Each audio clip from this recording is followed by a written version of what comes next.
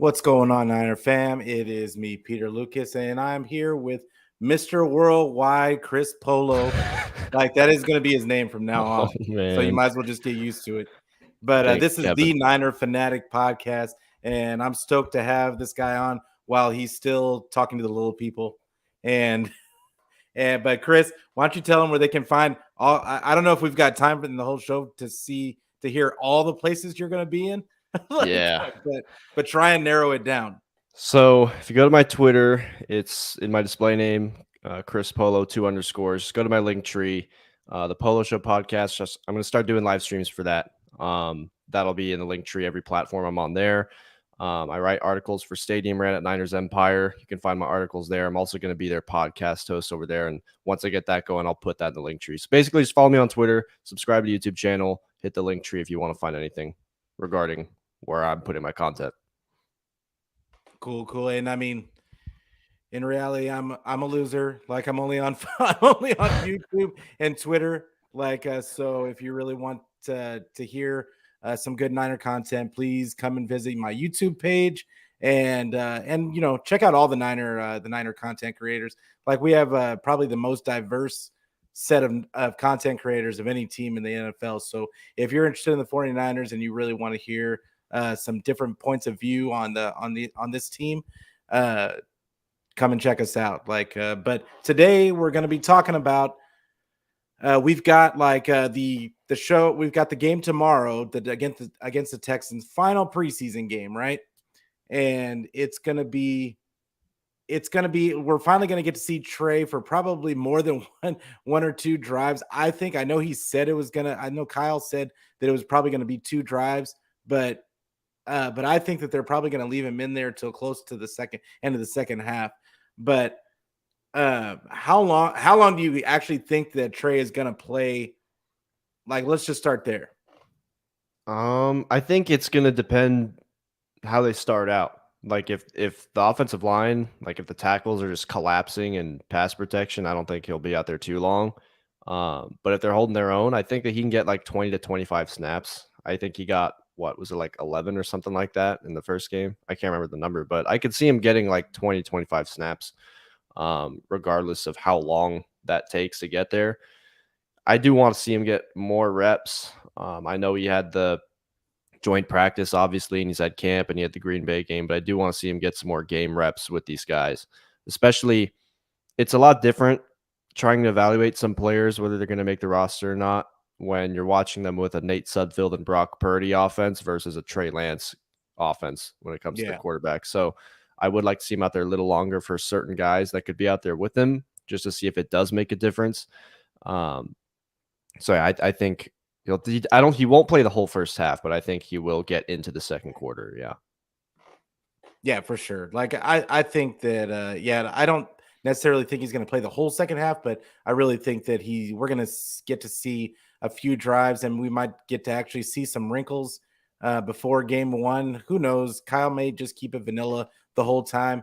I'm hoping not. I want to kind of see what it's going to look like, but I know Kyle is big on not showing his cards until he has to.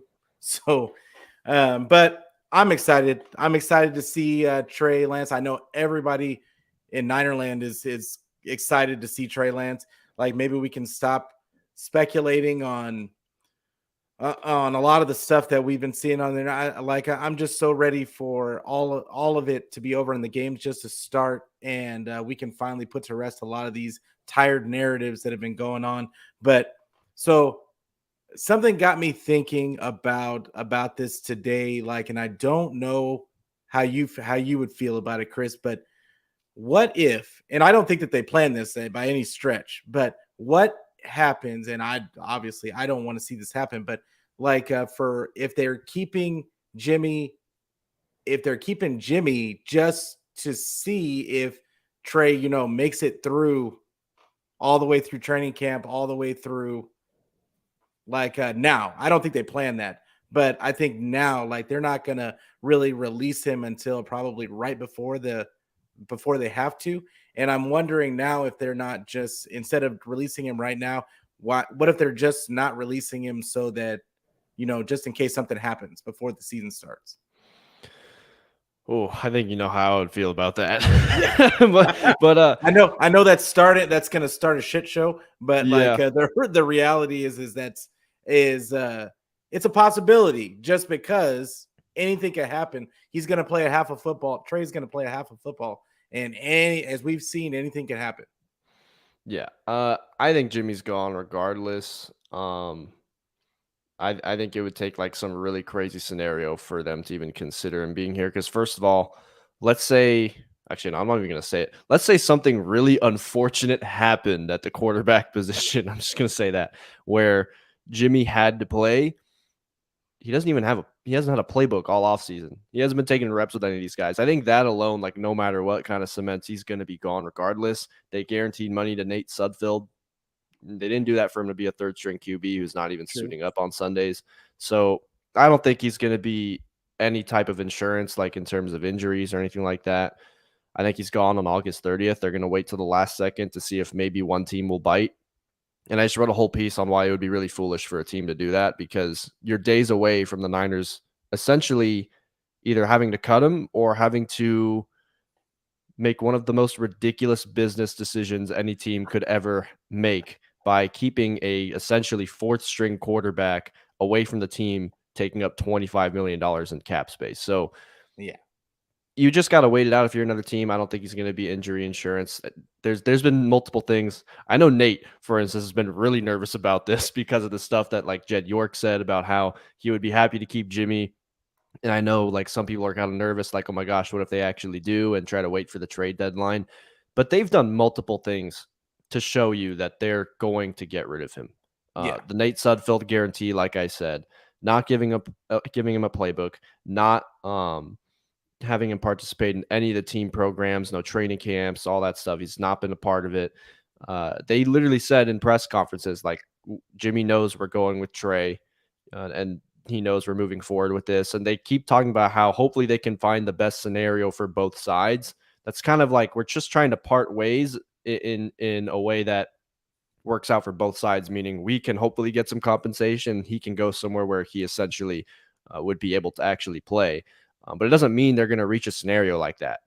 But it does mean, regardless, they're committed to that decision and they're going to move on from him, regardless if they're trading him or if they're cutting him. August 30th, there's no way he's going to be on the roster after that. When they cut down to 53, like, that final roster spot could be someone really crucial. It could be a depth piece. It could be another offensive lineman like a Jason Poe or something like that, for all we know. It could be maybe another defensive back. You're not going to give up any of those any of those roster spots to someone who you would not even have, not just on the sideline, but you wouldn't even have them on, in the building at all. Not at practice, not at games. It would make no sense. All really just to hope that at the trade deadline, some team is going to come trading for him. Like, Cleveland's not going to do that because they're going to get Watson back in a handful of weeks after that. At that point, they're committed to whoever they have at that point. The Seahawks, it's best for them to tank. I don't know why they would try to all of a sudden start winning in the middle of the year. So it's just highly unlikely. He'll be a free agent, I think, regardless, even if they tried to do that. So I don't think Jimmy's going to play any type of role.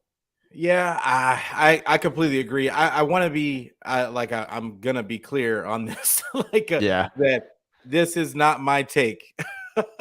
I saw this earlier on Twitter, and I figured, we'll stir the pot, bring it up. It sounds like a good topic. But I really don't think that Jimmy's gonna be. Like you said, I think he's gonna be gone, come hell or high water, August 30th, and it's just going to be I think that there absolutely is a possibility at that point that there's, possibilities are endless at that point. Who knows who could pick him up, because they're only going to pay him probably like they're going to chop his salary in like little. It's only going to be a fraction of what he could be making now. So I just really feel like it's over and done with for the 49ers. Like we don't have to worry about him anymore. I know that they're just bringing him up because he's on the team still, but I just I can't wait. Like I said, I can't wait till it's all over. We can finally just stop saying his name, and the only time we'll even speak his name is when we're talking about back in 2019. Like Yeah. and maybe last year, but I mean, we won't be talking about him in the present anymore. But yeah, like I agree with Niner sickness, like that if we cut him, I think the Seahawks pick him up, like just because that's what the Seahawks do. They pick up all of our loose garbage, even when sometimes they're not garbage. But Yeah. but yeah, so we also like we have a humongous running back battle going on right now as far as 49er Twitter goes. Yeah. And I'm learning. it's like it's pretty crazy actually. And all I did was say, I made a comment today about I didn't understand why Jeff Wilson was so. I don't understand why everybody is so high on Jeff Wilson, and because he was, honestly, if it wasn't for injuries, he would have never saw the field. Like the guy, in my opinion, Jeff Wilson is a serviceable back. Like he's serviceable, but you've got these guys that are talented on that they've been showing talent on this roster. I just don't see why people are so adamant about keeping him, especially when he's shown you that. I mean, even in the little limited amount of time that he's gotten a chance to play, he gets hurt. So I don't really understand it. But which running back do you think has had the most impressive offseason so far? Jordan Mason, to me, has been the Yeah, most explosive. He's the number my one guy. graded running back on PFF in the whole preseason. Um, I feel like I've seen more from him in this small sample size of the preseason than I have Trey Sermon the last couple of years, or going back to last year at least. TDP looks nice too, like he's shown flashes, but I feel like Jordan Mason is just consistently got a really good burst to him, the way he hits the hole. Mhm. Um, and he's a UDFA, like he's got a lot of potential. He reminds me of like these running backs that the Niners always end up with, that like a Yeah. Raheem Mostert or a Matt Breida, who come in that maybe wouldn't make a roster in other places, but they come to the Niners, they play in the system with Shanahan, and they end up, like Matt Breida was leading the league in yards per carry at a time. Like that's kind of what it reminds me of. I think he could be really impactful for them. So I'm going to go Jordan Mason. Yeah, I that's my guy, and like I like Jordan Mason, of course. But I have a theory. And just stay with me. Like I have a theory about the reason why Trey Sermons and the TDPs kind of struggle early on in this offense. If you really think about the Shanahan offense, there's been maybe one or two like highly drafted guys that have actually worked out in this system. It's always like the guys that come out of nowhere that actually end up looking good in this. And my theory is that because those guys are higher drafted, that do you think that it could be because they're so dynamic? They've been so dynamic in college. They've been used for this, that, and whatever. They weren't expected to just stick their foot in the ground and hit the hole. That's not what they were expected to do. They were expected to make something happen. And because of that, they struggle to just find a crease and hit it. And and instead you get the undrafted, most of those guys that's all they do, the north and south runners, like all those guys get picked later on, or they're undrafted free agents. But that's exactly what Shanahan needs for his system. So my theory is that I don't even think it's a theory at this point. It's Shanahan should never draft guys high, because those guys are going to be, in my opinion, too dynamic for his system, and it makes them think too much. Because I think with TDP, and I think we saw it this last game, that when TDP, when he first started taking carries, he bounced one out, got tackled, and it was looking like he did the first game. But then I'm almost positive Shanahan or Anthony Lynn got in his ear when he got to the sideline, because right after that, from that point forward, he was just hitting creases. He was running. It looked like he was running into walls, but he was getting 2 and 3 and 4 yards a carry at that point. And once he figured out that, like, hey, I need to just do what I'm told and hit the crease, it was a completely different story. So, like, I have hope for TDP, because I think if he uses that ability and just becomes a north and south runner and stops trying to bounce, and him and Sermon stop trying to bounce it out, they could become serviceable. And I'm really interested to see in this next game if they've learned anything from that. I don't know what you think about that theory. Yeah, I mean, that's the thing for me when it comes to like Sermon. TDP, I haven't seen it as much because he just got here, but obviously on that fourth down, we saw it. But to me, Trey Sermon needs to be a north-south runner. Like, he's a physical back, but when he's trying to go east to west, I think it does the whole offense a disservice. I think it does a disservice to him. I feel like he'd be better off just being able to sometimes just put his pads down and just do what you can. Get whatever yards you can. Stop trying to do too much. I think sometimes they're trying to do a little too much.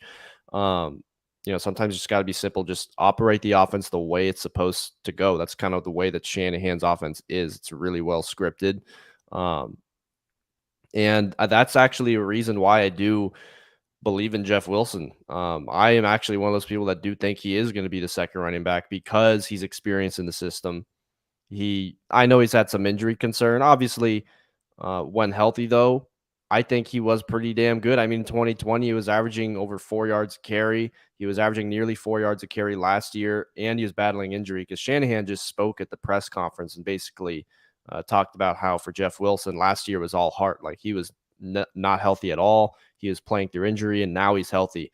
And at first, I thought, okay, this year in camp, Jeff Wilson's not doing much. He's probably not going to make the roster. But I kind of feel like now, looking back at the last few weeks, I think they're just trying to make sure that he's good to go for week 1, because Sermon, in reality, even though they drafted him in the 3rd round, he hasn't really shown us anything to give us confidence saying that if Elijah Mitchell goes down, he can start for 3 to 4 weeks at a time. TDP, we also don't know because he just got here. Jordan Mason, as impressive as he is, we just don't know because at the end of the day, we haven't seen him play against starting caliber defenses yet. So with Jeff Wilson, we have seen that. We have seen him start games. We've seen him have those 100-yard rushing games. He had a good game against Atlanta this past year too. And if he can be healthy, and also with Trey Lance at QB, I think that automatically opens more things up than having Jimmy G. I think he can be a serviceable second running back. Also, I think he's probably one of their better pass catchers. Sermon did have that drop on the 4th down in the Vikings game. And I think that's an aspect that they really want to go to this year, is being able to use the running backs as pass catchers more. And that's what we were seeing in camp when it comes to Elijah Mitchell. So my whole thing is, like, with Trey Sermon, and man, I've been vocal about it the last few days, but like in the preseason, I was really hoping that he was the guy that was going to really start to show out and really prove his worth. But at the end of the day, in the sample size I've seen, to justify the fact that we traded up for him in the 3rd round, I need more than 1.7 yards per carry. Because now, like, that's just not, like, at this point, you're getting in the line of scrimmage and you're falling down. Like, I need more of that. Like, Frank Gore at this point could probably average 4 yards a carry if he was playing at his age. Like, I need you as a 3rd round pick who's 23 years old to be able to do more than that in a Shanahan offense. And I understand that sometimes the blocking's been a little bad. He's playing, without his starting tackles. And also McGlinchey had a really bad missed block in the Green Bay game. That was a loss for a few yards. But at the end of the day, Jordan Mason and TDP are not playing behind starting tackles either. In fact, they're playing behind like Jason Poe and stuff like that, like other backup guards. And they're still finding ways to make plays, still finding ways to hit a hole or hit a crease or break a tackle and just make something happen. Whereas Trey Sermon, he looks the same. Like, I thought he was going to look really different. He just, to me, looks the same that I saw last year. And if Jeff Wilson, like what I know Jeff Wilson's capable of, I know that is more valuable than what I have seen so far from Trey Sermon. I think Trey Sermon, the only thing that I think he will make the roster, but I think the only thing that is going to keep him here is the fact that they have to see it through since they traded up to get him. But at the Mhm. same time, if you look at the fact that Mostert was gone, right? Like he left for the Dolphins, and they Mhm. understood, okay, we're gonna need a running back. But to go get another running back, to even feel the need to pick TDP in the 3rd round, when I was getting discussions about this not too long ago about Nick Yeah. Cross was available, that there was a need at safety, and he was Don't one of even the talk best about players Nick Cross. available. And to go with a running back, and none of us saw that pick coming. That just Yeah. goes to tell me, and there's nothing against TDP, but it tells me a little bit more about how they feel about Trey Sermon. Because if you drafted him like that last year, you traded up to go get him, you saw something in him. And I am expecting at this point, because he made that decision, he's going to have a much bigger role. But now we're sitting here saying, will he even beat out these 2 rookies? And one of them went undrafted. We don't even know. Mhm. Like, we're sitting here not talking about Trey Sermon being the most impressive running back. We're talking about Jordan Mason and TDP. Trey Sermon doesn't even come up. So that to me makes me feel more confident if we had Jeff Wilson on the roster over Sermon in all reality, because it's not like he's really old. I mean, he's 26. He's going to be a depth piece at running back anyways. I think you can allow time for TDP and Jordan Mason to develop. They'll find some random guy next year too who ends up looking really good in the preseason. Trey Sermon to me is just, I haven't seen it.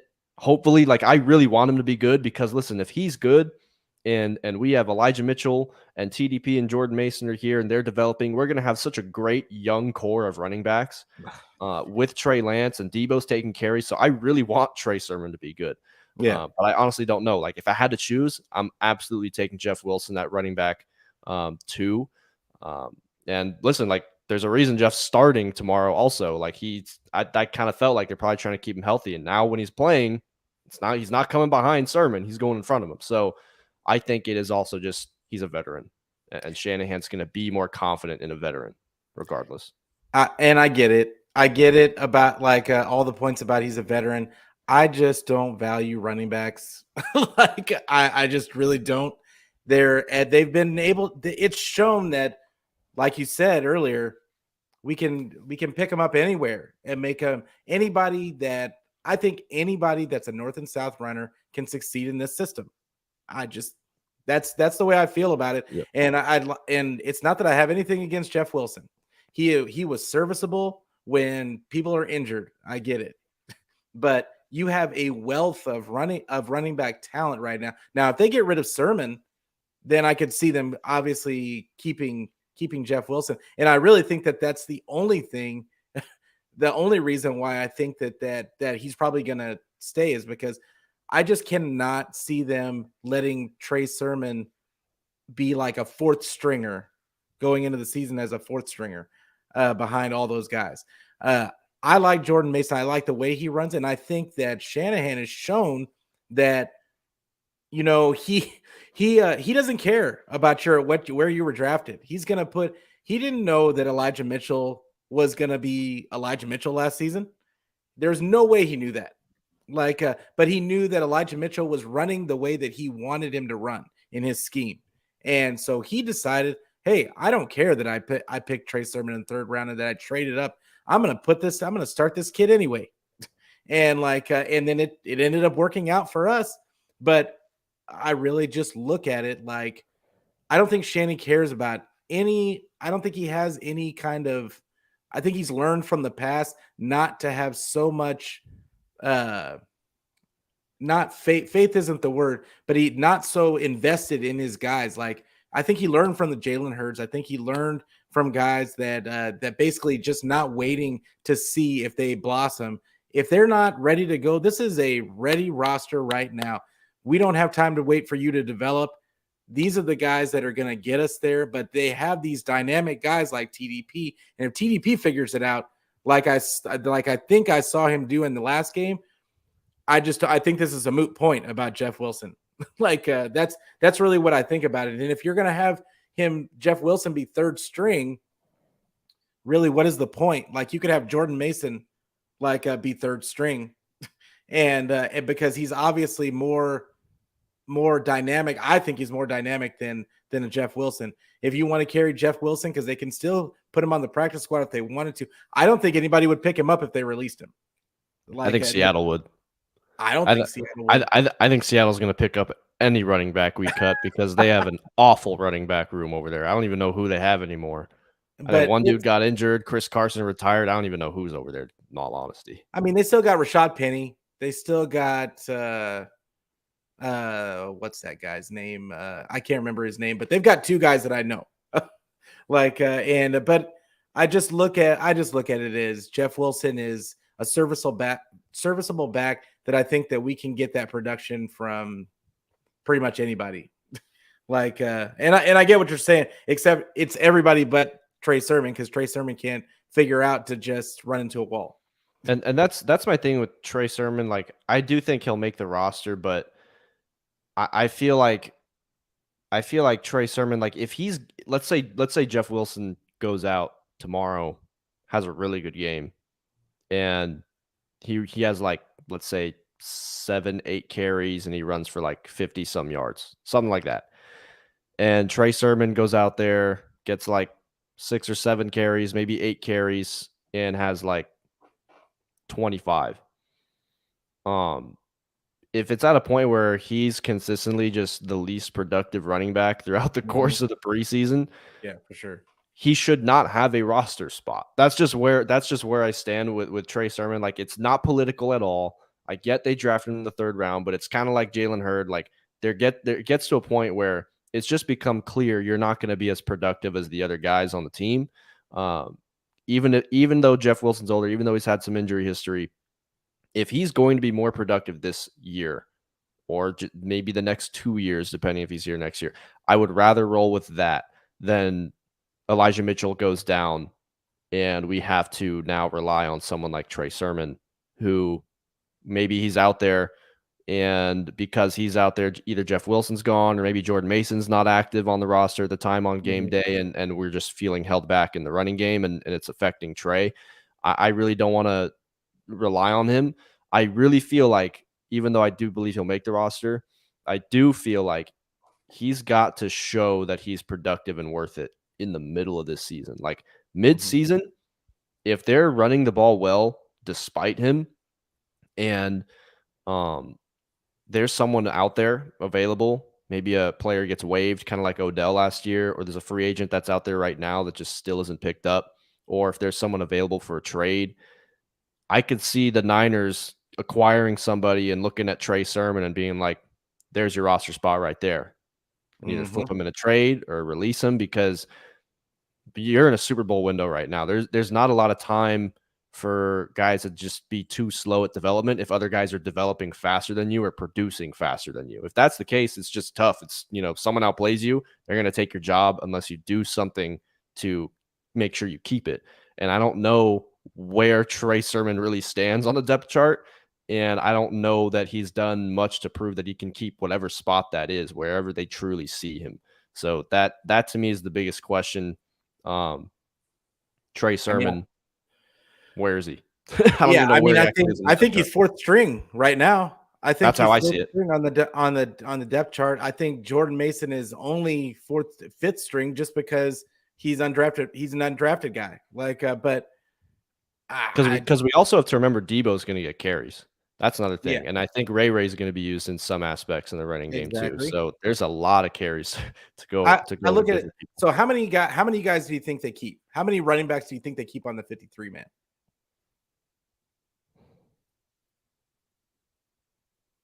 3 or 4, I definitely not I more than 4, just I because think they're going to use 4. Debo and they have Juszczyk and they have. I mean, Ray's going to be a very small amount, but just because they have so many different guys they can give the ball to Yeah. that aren't even running backs necessarily, I feel like 3 or 4, probably 4. I think Mhm. they won't all be active, but there will be Yeah. 4. I think. That's how I'm seeing it. I think it's going to be 4 because I think that you've got some, and then I think somebody's going to go to the practice squad, and I think somebody's going to either get traded or cut. And I'm have no idea who that is going to be. But you know what, the most curious one that I'm wondering what they're gonna do with is Hasty, because Hasty is balled Yeah, out this whole offseason. and that's a good one. I didn't think of that. Yeah, I mean, Hasty has been to me, I don't know, tell me if I'm wrong, but it seems to me like he's gained a little weight. He looks a little heavier, and he looks like he's running a little bit stronger. Like he actually was running through arm tackles in the preseason, and so I don't know but he's their best pass catcher. It's for all we know. Yeah. So like I know they said Elijah Mitchell has really worked on catching the ball. Um, but as far as we know, Hasty is the best third down back they got. And like so I mean, what do you do? And I mean, at this point, he's a veteran. And he's actually shown some pretty good bursts too, which is like that's the thing. Like Trey Sermon, I need you to show me more than That's all I'm Jermichael saying. Hasty. Like Jermichael Hasty was a guy I think we were all coming into the season saying like he's probably gone because Yeah. we were anticipating Sermon to show up, and we were actually high on TDP, Mm-hmm. and we heard good things about Mason, and we know about Mitchell. Like Jermichael Hasty was supposed to be one of the guys where it's like we were kind of writing him off on our own heads, but now it's like, dude, I don't even know if Trey Sermon's going to be more valuable than that. I don't even That's what I'm know. saying. Like I think because this is the thing. I think that Trey Sermon could be valuable to another team because of my theory that I talked about earlier. I think that he would work in a power gap system. If you gave him a power gap system and you actually open up the hole for it and let him be dynamic. I don't know how I almost look at him like a LeGarrette Blunt type of back, like especially when he first got in the league. LeGarrette Blunt looked like he had all this ability. He was fast and like all this other kind of for a big guy. But the reality is he was going in early on. He was like Trey Sermon. He was getting knocked down with like arm tackles and like that kind of stuff. And he was kind of written off like in the beginning. And wasn't until he got with the Patriots, I think, like that people really like they got him to run more powerful and like all that kind of stuff. So I don't know. I think that Trey Sermon could be a good back for somebody else, just not us. At least not us right now. Like Exactly. I believe in development. I can see the potential and the talent with Trey Yeah. Sermon. It's just he's not producing in the games. I feel like maybe he's someone that's going to take a little longer to develop. And I guess the question is, how long are you willing to wait if you got Yeah. other guys that are stepping up? So it's going to be an interesting dilemma. It will be kind of I'm not intriguing willing to to see. wait. But Yeah, let's, no, I'm ready for let's Chicago. Don't even talk to me about Houston. I'm just ready for Chicago. I'm saying so okay, let's move on to another fan favorite, which is Poe out of Mercer. I know all of my 49er Twitter 49er fans out there know who Poe is. And is there any world that you see, because I saw this all day on Twitter today, is there any world that you see him starting at guard over Aaron Banks on the left side? No, no, I don't I see him don't starting. either. I know that he was getting some first team reps, but it kind of sounded like it was a non-story. But I do see a possibility, maybe not this year. Maybe he slides into the guard spot next year and Burford moves to right tackle. I could maybe see that because I know we're going to get to McGlinchey in a second because we don't know what that right tackle spot's going to look like at least next year. And even right now it's a question mark, but not this year, not over Banks and definitely not over Burford 100%. And also I don't even know if he would play center just because the dilemma with center all offseason. That system for a rookie to come in and play, it's asking a lot to just know all the pass protections and call everything out. I don't see that happening either. Yeah, I think it's too late for him to learn how to play center, but Yeah. I wondered if that was maybe a developmental, like because like that was why I asked if you thought he might start this season, if there was any chance he might start, because then that might, but now if he's a backup, maybe they can use this time to develop him as a center, which I think he might actually be pretty good as a center, because of his athleticism. His height was a consideration. You don't have to be that tall to be a center, Mm-hmm. and I just think that might be a better option for him. I'm really big on Donovan West. I think that that was a guy that they want to develop. But if Poe is going to play the way that he's playing, and I think you have to find a way to fit him in somewhere, and I think he can pick up whatever. I think this kid has been able to do whatever they ask of him. So I'll tell you where you could fit him in. Fullback. No, I'm yeah, just kidding. hey, you know But what's what? funny? What's funny is It's gonna someone happen gave this him. season. If he makes this team, it's gonna happen at There some will point. be Either there will be fullback one play. or tight end. You They're know gonna you know what split they're him gonna out as do? a tight end. It's gonna be on like a 4th and 1, and they're gonna have that play where Trent Williams comes in as the lead blocker in motion, and they're gonna have Poe run behind him. It's gonna be something Yeah. crazy like that. But no, someone gave him like the greatest name ever on a Twitter thread. I forgot who it was. I wish I could shout them out, but it was like during the undrafted free agent signings, and Jason Poe was announced, and the clip was posted about him like running routes and catching passes, and someone called him a wide ass back, and I thought that was the greatest nickname for Jason Poe that I've ever seen, and I wish I could take credit for it, but I can't. And I'm wondering if you could make a T-shirt out of that. Oh, Like, I would get I that. mean, If he was like really I balling, couldn't I have would my buy that kids t-shirt. looking at me with that shirt on, but like, Yeah. ah, but and yeah, because we're not Cleveland fans. We don't just post Oh random my signs. gosh. Cleveland's a wild place. Yeah, Ohio is a wild place. yeah. I don't know what's going on over there at this point. Skyline Chili, shout out. Yeah. Like, but talking about McGlinchey earlier, like, so he's still dealing with the injuries. Mm-hmm. They're talking about McKivitz. It's slated to go there. Or do we have any other options? I know that they have. I believe his name is Jordan Mills. Yeah. Like, and he looked good the first game. Then the second game, he looked like trash. Yeah. So I'm wondering if there's any other options, or do we go with another one of my theories, which is I've always thought Burford had the measurables to be a right tackle. Mm-hmm. And or do they just want him to be the right guard for a season, and then maybe they split him out to right tackle next year? But I'm wondering if that's an option if McKivitz struggles early. So what I think is when Daniel Brunskill comes back, he might slide into that tackle spot if McGlinchey's still banged up. Mm-hmm. But supposedly they see McKivitz as their third best tackle on the roster. So I really don't know. I'm not confident in that spot at all, especially because with McGlinchey coming off that quad injury, now he's dealing with the irritation in that right knee, and he's just not healthy right now. And I'll tell you this, he had like 8 snaps, a total, I think, of like 8 snaps in the Green Bay game. If Yeah. after 8 preseason snaps, his knee is irritated, Yeah. how is he going to hold up for a 17-game season? This has got to be his last year as a Niner. It's just unfortunate, but like that quad injury alone, not a lot of guys come back from that and play well. And if he's having other injury concerns, especially lower body, I don't see a point in re-signing him to another contract when you did just draft a bunch of offensive linemen. And they got Burford, Zakelj, they got Poe, they got Donovan West as a center. Like they have so many different guys now. Clearly, they're trying to really bulk up that O-line, and I would much rather see Burford slide out there, like you were saying, because he did play tackle in college. So playing on the right side, at least for this year, or even if he has to in some situations play right tackle, I'm sure that they'd be okay with him doing that. Mm-hmm. I really feel like Spencer Burford is going to be a really special offensive lineman in this league. I do too. I love the kid.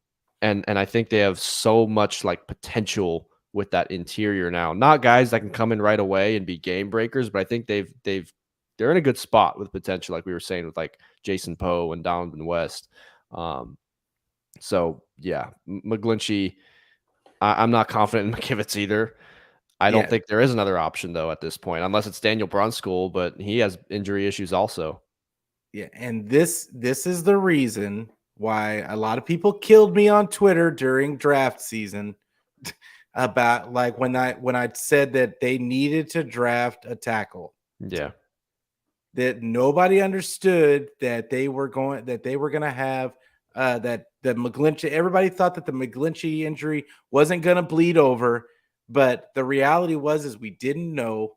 Like, and to be honest, half of you didn't even want McGlinchey in there in the first place. Yeah, that's true. Like, so I didn't understand why we're not looking to upgrade at the vet, like, and not even upgrade, but just get a guy that's serviceable for that right tackle side.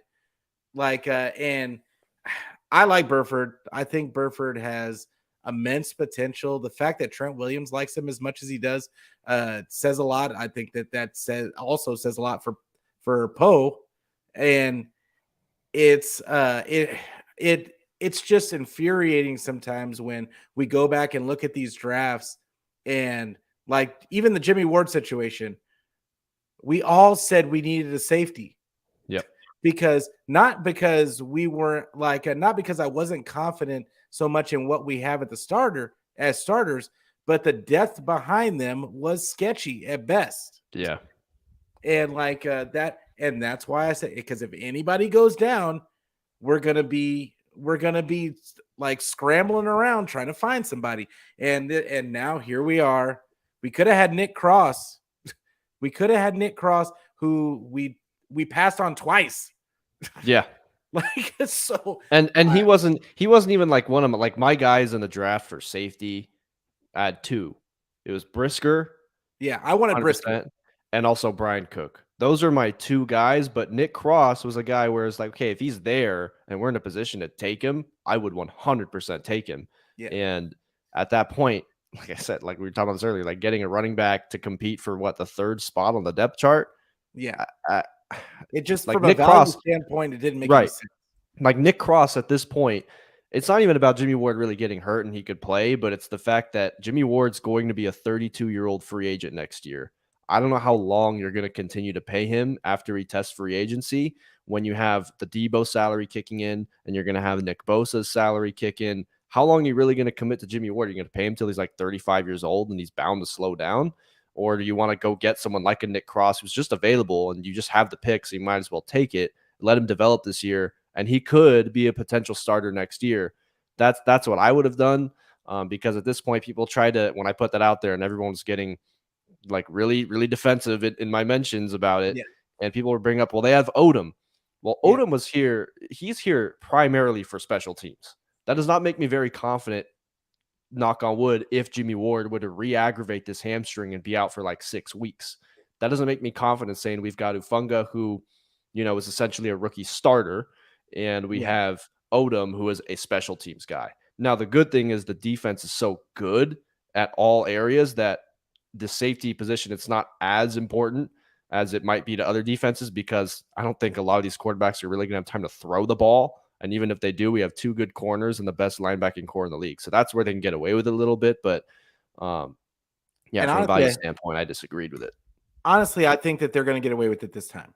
Yes. I think this year, I think they will get away with it. I think Odom has looked solid. Like, I can't really argue with that. Like, the only thing was, I completely agreed with you. The fact that Jimmy Ward's going to be 32 and he's on the last year of his deal, and you're going to have it would have been nice to have somebody in there with talent to groom up to replace him eventually. Yeah. And that's the only reason why I thought that this was, just get it a year early instead of sitting there. You have such a Super Bowl ready roster that this is a time when you're drafting for depth, and you're drafting for the future. You're not drafting for right now.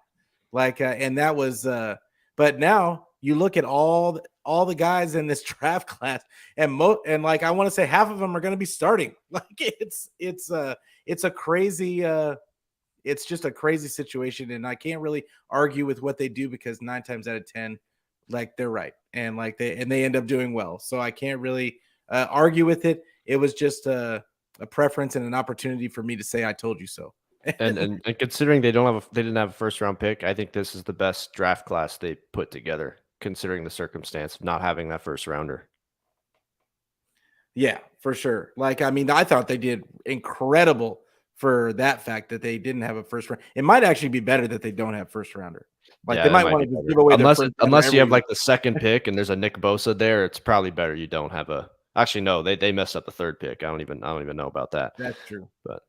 But so let's move on to the DBs. And there was an interesting interview with Lenore and I think a lot of people kind of wrote, another guy that we were talking about, Hasty, earlier, about people writing him off, but people I think had written off Lenore also, and before camp started, and I think we all thought that he had kind of fallen out of favor, and then we find out after an interview the other day that he was dealing with a lot.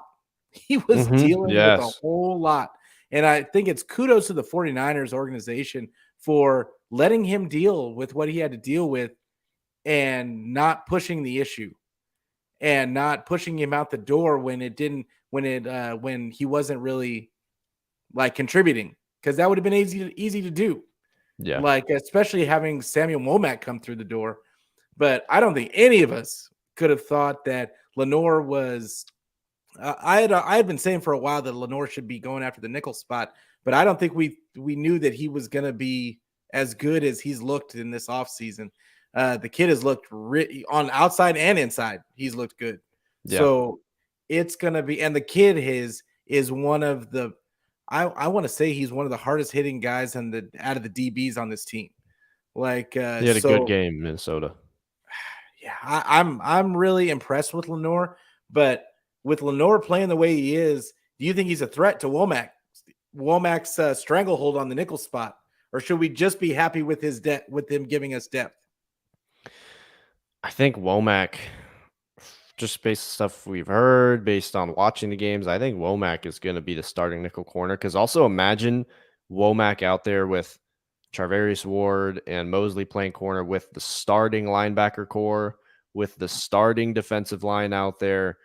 It's going to make it even easier for Womack. So the fact that he's shown really good flashes playing with backups, and I know he's playing against backups too. Yeah, the spaces are probably going really crazy without me there. It's okay because Rohan's basically me, and he might be in a space somewhere.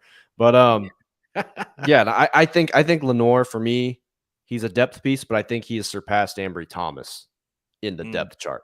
That's where I see it because last year Ambry was getting that time to step up. I think if we ended up in a situation like that this year, I'm more confident putting Lenore out there right now. It's mhm. preseason, but based on what we heard about Ambry in camp, and I know Tariq Castro Fields is really raw. Uh, I think Lenore, based on what we've seen and what we've heard, I would be comfortable with him being that depth piece instead of Ambry Thomas. Yeah, yeah, it's Castro Fields is an interesting one because Mhm. he has all the measurables. Like he's one of those guys that he's almost like a uh he reminds me of Witherspoon, like in the fact that he's a drag down tackler. He's not aggressive. He's just he's just not going to get burnt, and like because he has the speed to stay with guys, but he's just not physical. He's not aggressive, and I think that bothers me for this defense. And I don't want him to be. I'd rather tell a guy to dial it back and have a guy dial it back than to have to try and get that out of him. I think we saw that with Witherspoon. That's a recipe for inconsistency. And like so, he's one of my guys that I was high on, but now I'm thinking he might be one of the guys that I think that they might cut. Like I don't know Yeah. how you feel about him. Yeah, no, the DBs, like getting into the depth of DBs, like I like Tariq Castro Fields' potential. Hmm. Don't You're know gonna how get I'd sucked feel in. about You're don't know gonna how get I'd feel about him playing in any actual games yet. He's a practice squad player to me yeah. right now. I would like him to develop on the bench, just see what or on the practice squad, just see what he can be maybe in a year or two. See what improvements he makes next year. Um, Kadar Holman is another guy. Like they have some guys who I have like made Holman. some nice plays. Like Holman's had some nice plays. He's had some good reps in there. Um, my question mark, does Ambry Thomas even make it?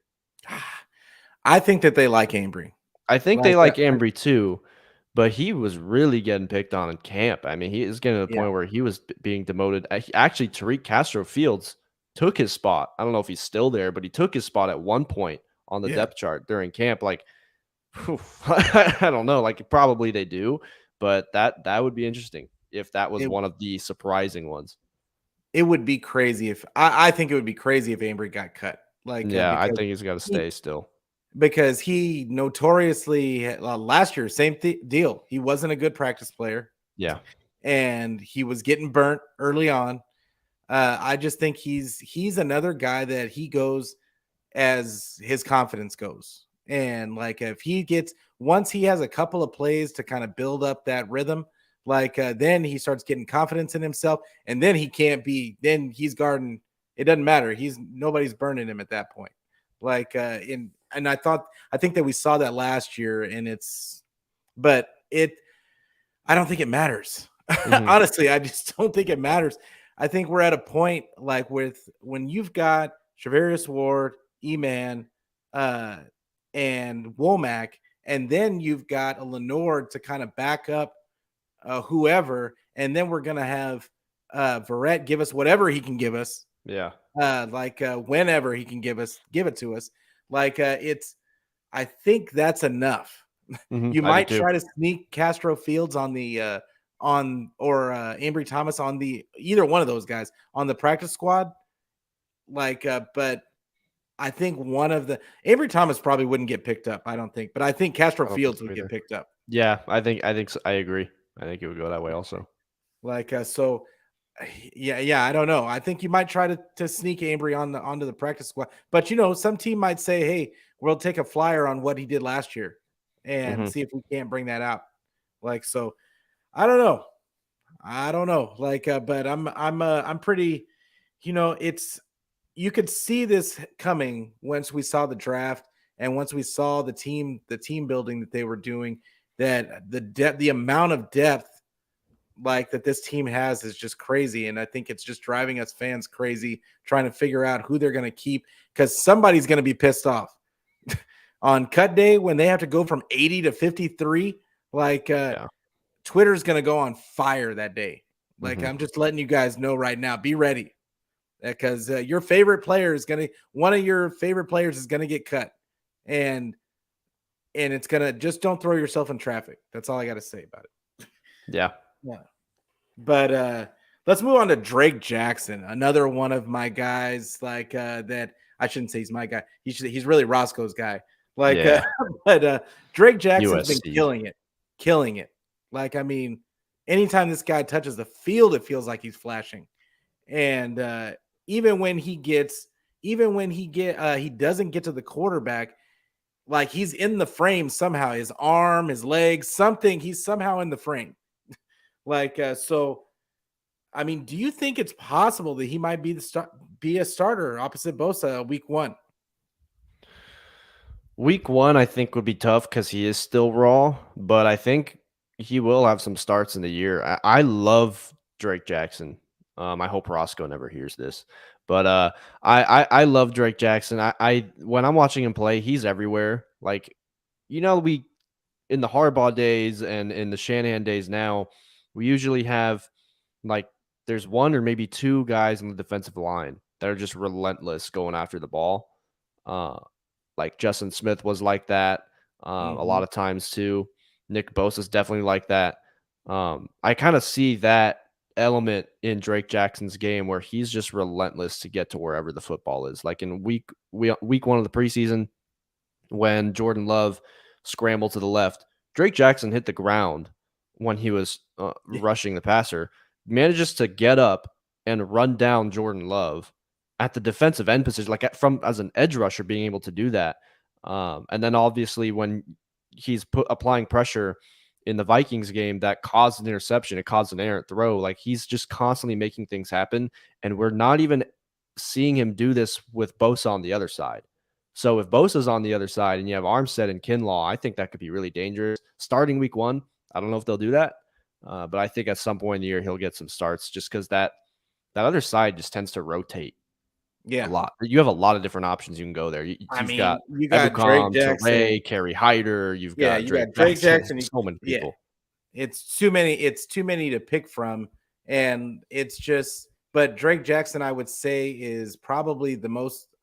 I would He say the most flashes the dynamic. most. Yeah. He's the most dynamic out of the three, and yeah, like you said, I don't think he's going to start. I don't think he's going to start week 1. I think it's going to still be Ebukam. I don't think we've seen much of Ebukam on in the preseason games. He's gotten a couple of I think, has he even played in the preseason? I think he might have gotten a couple of snaps. I thought he might have, but I don't think he's been on the field. And but I think that Ebicom has been talking about in the preseason, like the interviews and everything, that he feels like he's way better of a spot than he was last year, just learning the offense.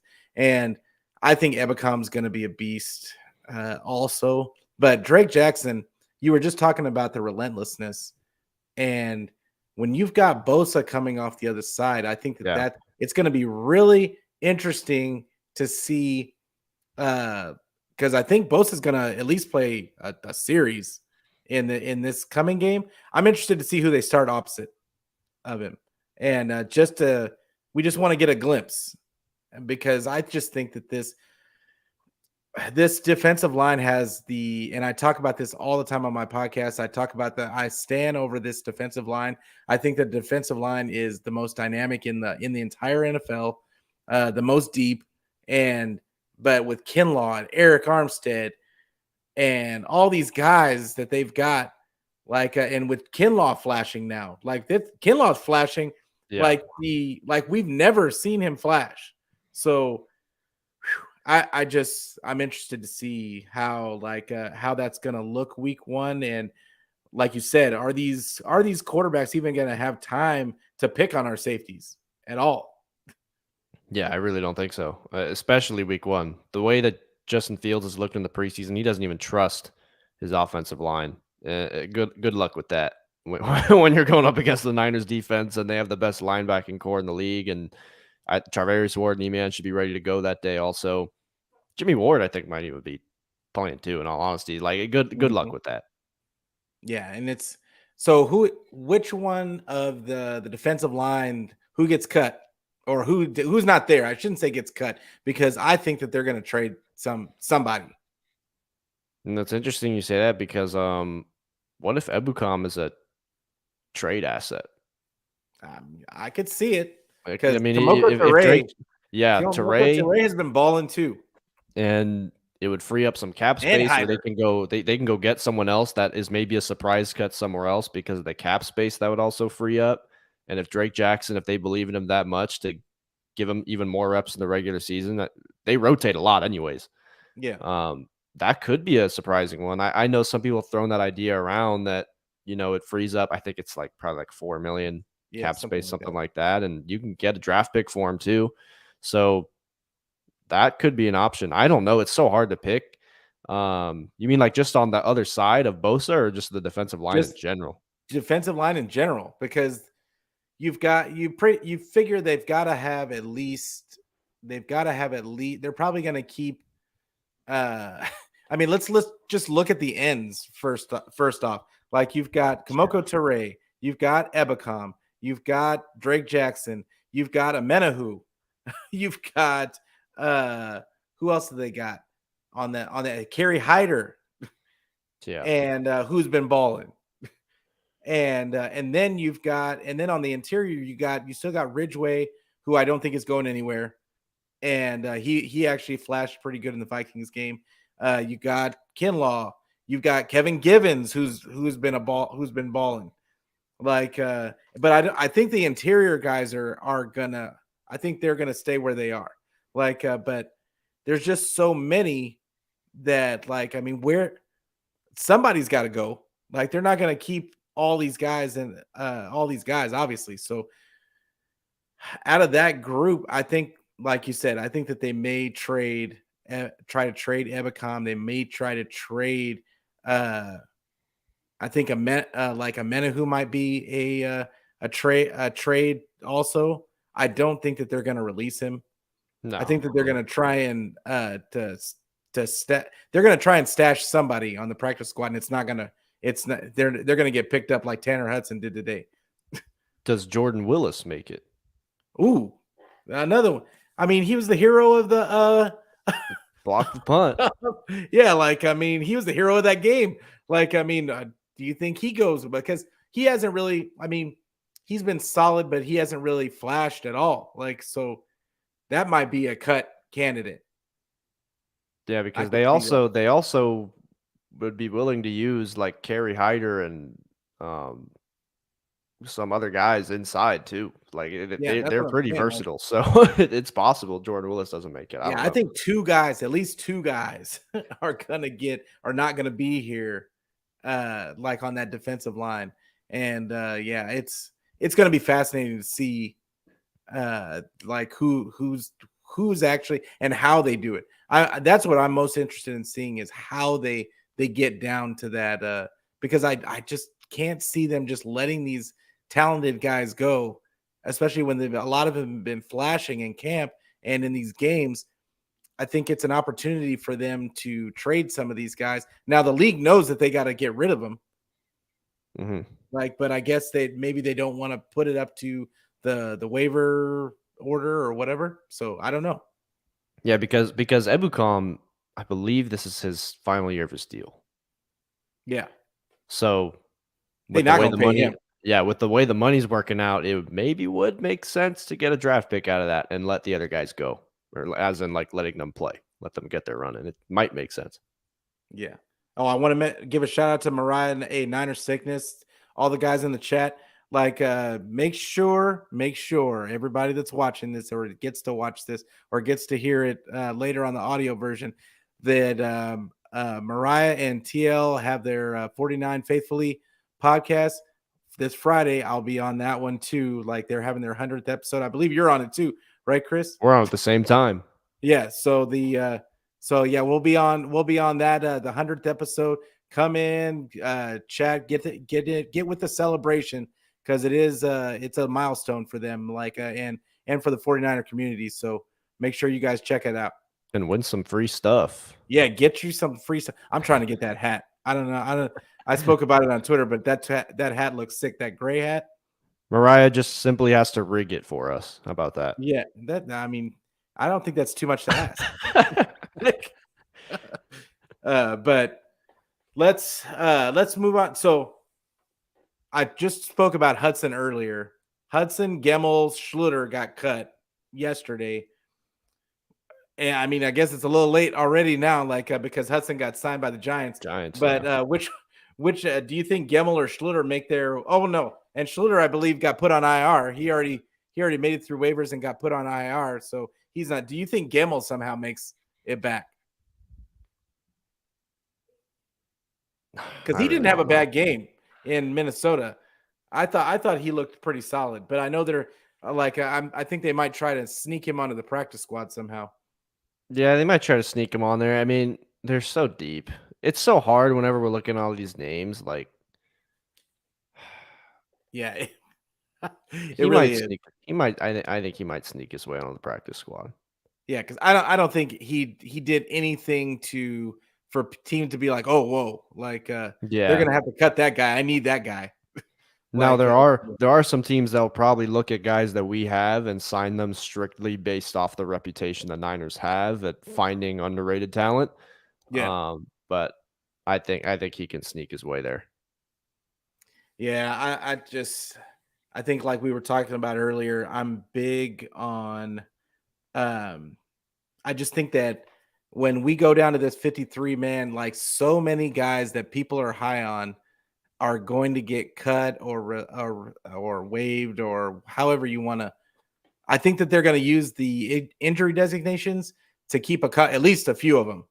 Like, but yeah, it might be like people just need to get their emotionals in check now, like because it's coming, and your favorite under the radar guy is probably not going to be here because Yeah. this is a Super Bowl ready roster, and like we've been watching these games and the starters, most of the starters, 27 of the starters didn't play in the last game. Yeah. So I mean, think about that for a second and just understand that we've got a ridiculous core of starting players that so your favorite backup guys they're probably not going to make it and there's a lot of guys that we're talking about right now that we're probably never going to mention again Yeah. so just get your emotionals in check, do some kumbaya, get used to it. But hey, Chris, I really appreciate you coming on. Probably, I don't know, like this guy's so busy now, like that. This will probably be the last time we see Chris for a while. Like he's gonna be holed up in his dungeon, like Yeah, I'm gonna have to just figure it writing out. articles and slaving And away for Stadium Rant. what's crazy is I'm gonna be running 2 podcasts now because I'm gonna try to get the Polo Show back going with live streams, and I still don't have a mic stand. I have a new camera that just delivered about 20 minutes ago, and I still am just gonna be holding this thing like I'm Draymond Green in the hotel room after game 3 of the finals or something. Like, I'm gonna have to figure that Why out. don't you invest? Why don't Okay, you okay, invest? actually, I do have a stand. I need something to put the stand on because this desk is too wide and it's not a desk I can drill. So I Well, need to get something to put the stand on. I have the stand. so Stadium So, Rant is paying you, correct? yes. So, you know what? Get you I a need to new desk. invest. What's Get funny you is a new desk. I'm actually also working on getting a lease for an original like Bay Area type instrumental for that, Yeah. and that is made its priority like higher than Oh, okay. figuring out my mic stand somehow when it's been like 6 months. I need to get my priorities straight is what it sounds like. Yeah. Yeah. Well, why don't you go through the break out your Rolodex and tell them all the places that they can find you on the socials? Yeah, so here comes a laundry list. No, if you go to my Twitter, it's Chris Polo 2 underscores in my display name. Um, hit my link tree in the bio. You'll find the Polo Show YouTube channel, also on Spotify, Apple Podcasts, Amazon Music. Subscribe to the YouTube channel. I'm going to be giving away a Nick Bosa jersey pretty soon. So just make sure you hit the subscribe button super quickly. Give me a follow on Twitter. Also, my articles are also on my link tree. You can get to my page with every article I post. And I'm also going to add one in there with the other podcast I'm doing for Stadium Rant at Niners Empire. When that gets going, I'm hoping to get an episode out probably this weekend, and that'll be added to the link tree. So just hit that. You'll find everything that I do. Yeah, that's awesome. And like, yeah, this guy, I'm gonna be a little selfish here, and I'm gonna tell everybody that I told this kid from day one, It's the first true. time I had him on my show, I told him, I was like, "You're gonna be on ESPN one day. You can't. The voice is undeniable. I want to say that. Like, the voice is undeniable. Depending which So one I use, because yeah." apparently I have like 6 of them. Like, but yeah, like nothing but the best for you, bro. Like, and I'm sure you're gonna kill it. And but yeah, I thank everybody for watching and listening and getting in the chat. Thanks to Niner Sickness, Mariah, Kevin, all the guys that came in and support. Yeah, and I'm sure I'm forgetting somebody, but thank you guys for listening today. Like I said, I will be on Mariah's show on the 49 Faithful Lead podcast on Friday. And what time slot are we supposed to be on? We're on at 6 Okay, 6 o'clock, like Pacific time. Pacific time. Oh, geez. Okay, well, I guess I got to leave work early. Like, but yeah. So we'll be on that. Check us out on that.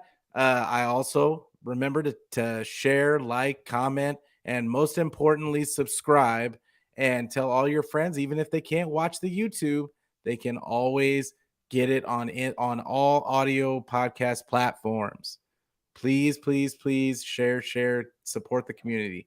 But with that being said, we're gonna get out of here. The 49ers got their last preseason game, and I'm still going to be doing probably 1 to 2 shows a week. So be on the lookout for that. But like always, go Niners. Yep.